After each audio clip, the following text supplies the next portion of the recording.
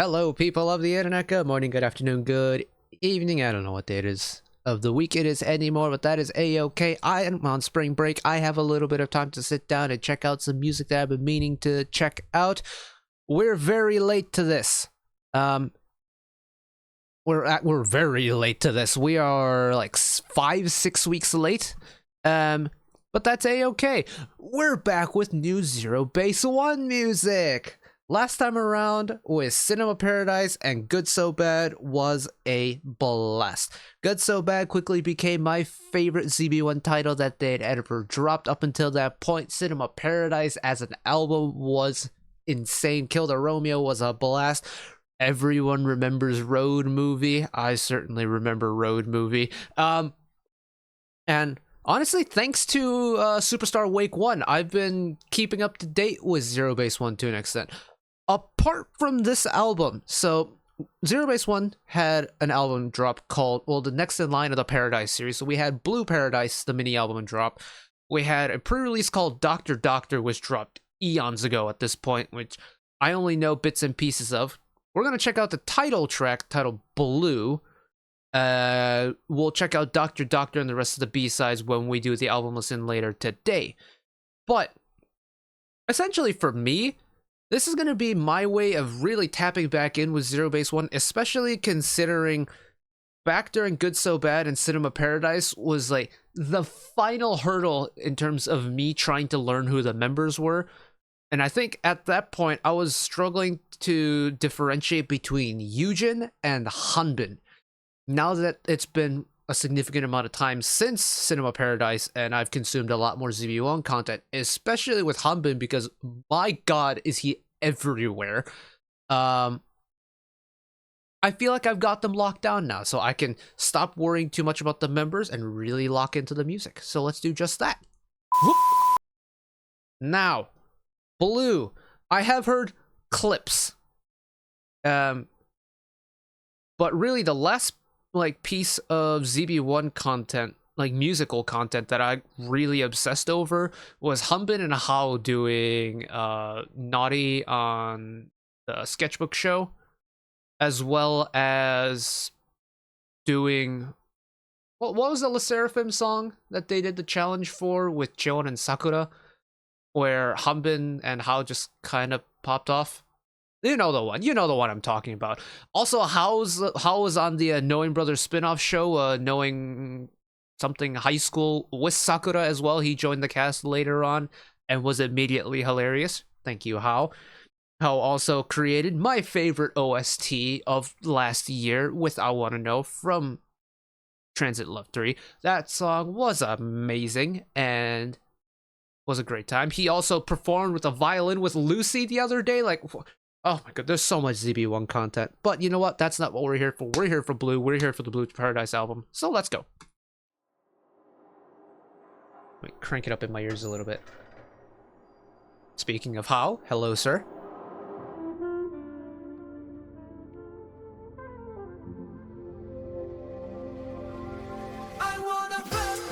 That's not how I'd expected the song to start.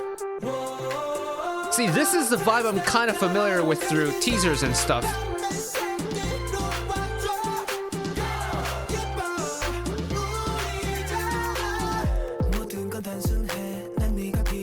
Hello, Mr. Hanbin. Oh, Hanbin and Yushi back to back. That's not fair. Cuban Fly on at one-time vocals. It's a very vocal-heavy song, isn't it?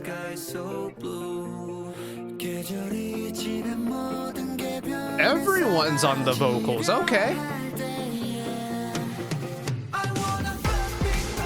Oh!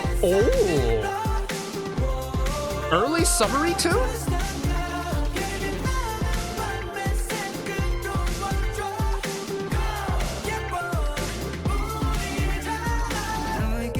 Don't wink at me, Yujin.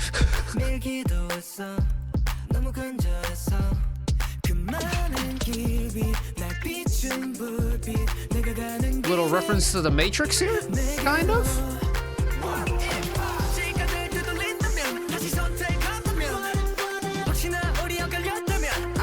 So we do get a little bit of rap coming in too. Ricky, there you are, my guy. Low vocals to offset, going from like high vocal, rap, low vocal, very cool combo.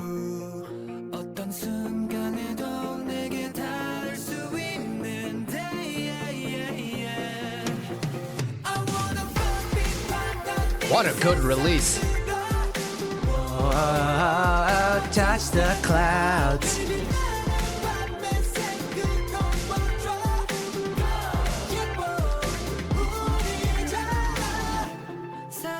Damn, what a good chorus.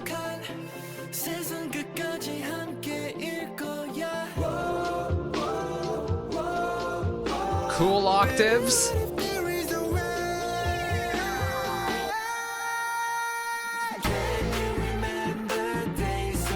Tede, with his lower voice letting the high notes ring, just hits a little bit differently, especially in his OSTs, but even in the ZB1 like group tracks.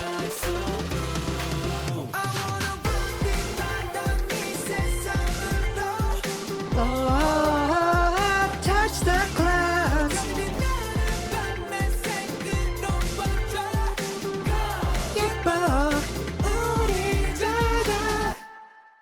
Oh, we're just gonna end it sharp on there. Okay.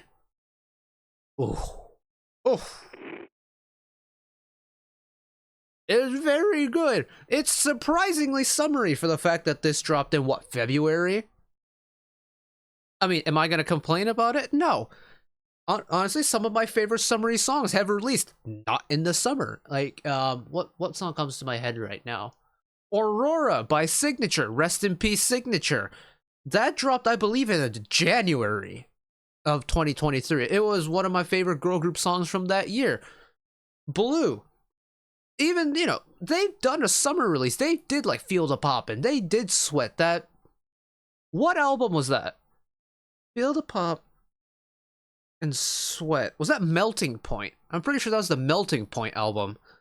That was a summer drop. But for me, Blue might be more summery than that entire album. Or I guess The Sea from Cinema Paradise was also a very summery song, but admittedly, that was a remake. Still, this is a very summery song for a late winter release. Am I complaining about that? Absolutely not. I'm just surprised and a little bit caught off guard by it, sorry. The song's terrific. It's bright, it's fun, it's very vocal loaded, and it sounds like they're having so much fun singing it, and I'm having a whole lot of fun singing along to it and listening to it. And honestly, I feel like I've never had a problem with trying to find good stills for thumbnails for ZEROBASEONE. That isn't changing. There's a lot of really good beauty shots in this, and I'm not one to really like fawn over or spend too much time looking at like members' visuals and stuff, but damn, they look good at this MV. Let's run it again. This opening is such a little tease. Not this part, hello how, but musically.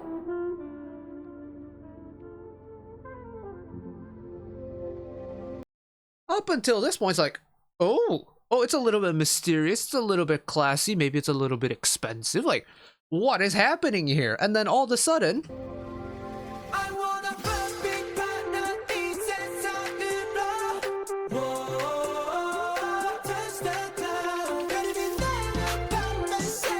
it's like the complete inverse of what Good So Bad was, right? Like, Good So Bad starts with the big impact moment, and then we're kind of going to work our way back into it.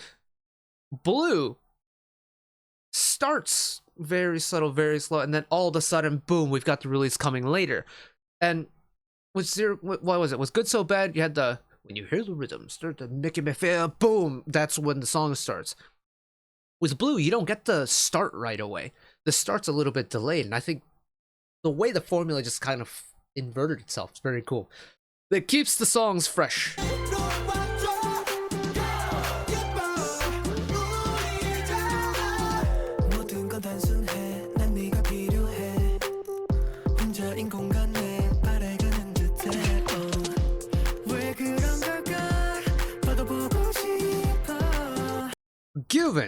Cuban, my good sir, float on the vocals one time. Ooh. Also, we do get a little Ricky moment beforehand. I was wondering why it took so long to get Ricky in this MV, but sorry, Matthew. I keep talking over your singing part here in the pre-chorus, but I think this song is structured so smart. The fact that it's not just the song that takes a step down in the pre-chorus, but the vocals also take a step down in terms of the vocal ranges singing in the pre-chorus. And obviously, ZEROBASEONE aren't the first group ever to do this, but every time, you know, it's the little smart composition details that gets me very happy.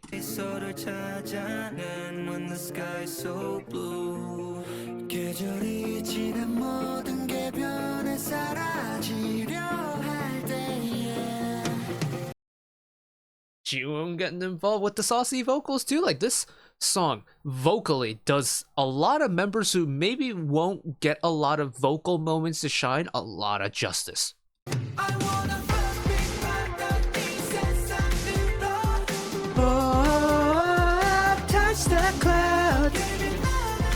And it's just a very good bright hook. Strings too.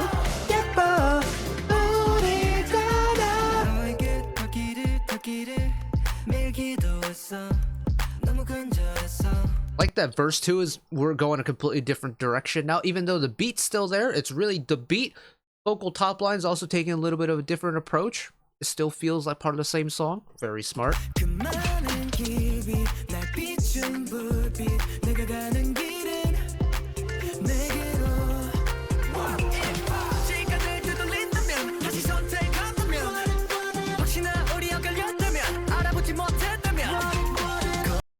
Now, I'm not the biggest fan of autotune. If you've ever done reactions with me or album listens with me for other groups, and we've come across a pretty autotune heavy moment, you can see in my eyes, it's like, what's happening here?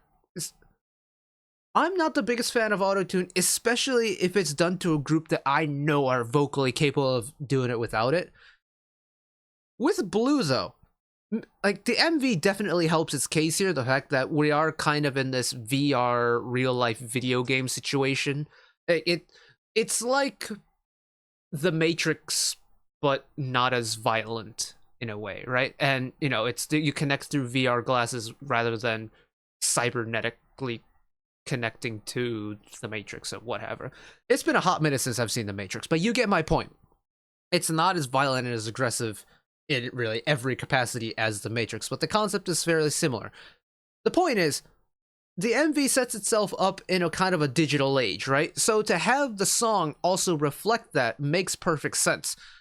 If this didn't have the MV to go along with it, I would be a little bit suspect about having Gunwook have the auto-tune there. But because the MV is there, it definitely helps.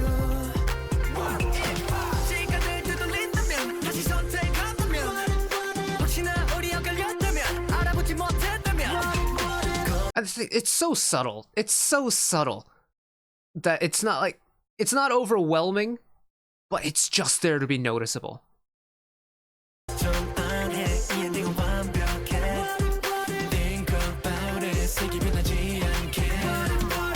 And then the thing I mentioned earlier, high vocal, bring it in with the low.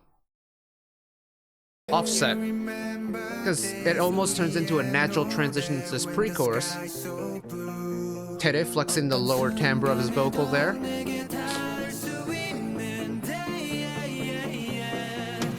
And then, main hook.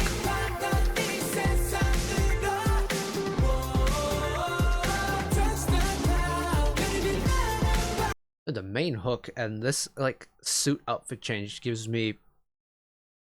What's that in Hype and Webtoon called? Dark Moon? The vampire one? Either way. Everyone looks good in a suit. It doesn't matter if you're a man or a woman, everyone looks good in a suit. I love a good suit concept. We got a suit concept. I'm very happy. This chorus release is very good. This song is very... The thing with ZB1, especially in the recent releases, is the music quality is absolutely exquisite. I remember going way back to their debut, right, with In Bloom, and thinking, Okay, okay, this is a little bit different. Okay, I might be able, I might be on board with this. And then we had Crush, which was vastly different. And then what came after Crush? It was, oh gosh, it's been a hot minute since I've really delved into the ZB1 discography. Was it Sweat and Feel the Pop afterwards? Hold on, let me confirm that very quickly. ZB1. I know there's been Japanese releases here and there as well. I just want to...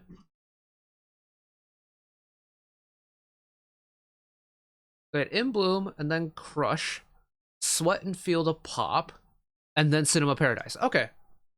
So this is, what, mini album number 5 for them, then? Korean mini album number 5. Hell yeah. And they've just gotten better, which is to be expected at this point, right? They were rookies not too long ago, and now they've really hit their stride. They've really found a sound that works for them, a formula that works for them, maybe a music team that really works with them. And frankly, I have nothing to complain about, like, at all.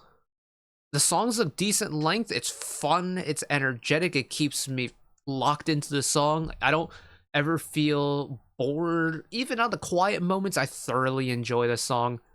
And it's really kind of a repeat of Cinema Paradise, where I'm here for it. I'm so invested in this.